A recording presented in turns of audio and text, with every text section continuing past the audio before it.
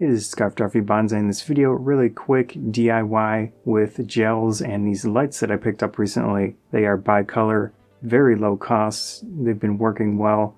I have a planned photo shoot coming up, and I wanted to try this continuous light setup to see how they work with still photography.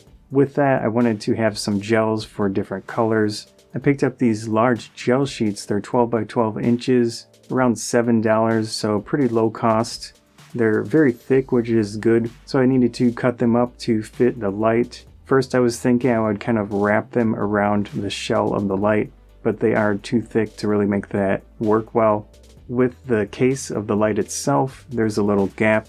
I can fit maybe 2 or 3 gels in that gap, which is great, so I decided to cut them to fit in that rectangle. If you want to do something similar, you need a few things most likely to cut the gels and easily get straight lines and such.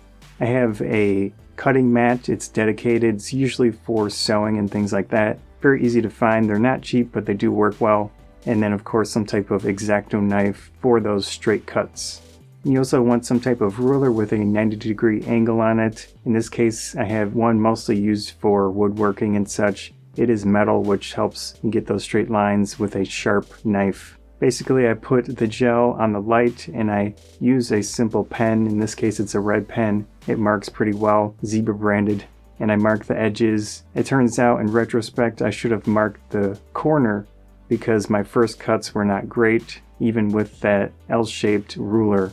So I ended up marking the corners as well, so 3 points where I can use the ruler to get those straight lines that are actually 90 degrees. But that said, it works pretty well once you get the right technique going, and I decided to have 2 gels per color. You can mix the colors, which is really cool, and they just fit very nicely in the lights now. To keep the gels in the lights, I was thinking maybe tape. That works just fine. I have that no residue tape, but I also found out that my rogue gels, which are for flash, those don't actually fit on these lights, but the rubber bands that come with those rogue gels work very nicely on the ends of these lights, and the gels that I made slide in right there. I can fit multiple gels and it doesn't fall out. Moving forward, I'd like to really try these continuous lights out to see how well they work with still photos. Of course, mostly portraiture. In my case, it'll be cosplay, costumes, and things of that nature outside, mostly in shaded areas, so we'll see if they are bright enough. I definitely think it'll work decently well. We'll see. Hopefully that spurs your imagination to try something similar, potentially using some lights for still photography. Now the LEDs are a lot more efficient. I think it might be a good option, so I'm really curious to try these out and see how they work. Hope you enjoyed this video. If you did, please consider subscribing. That helps me out a lot. Likes and shares help out a lot as well. Thanks again.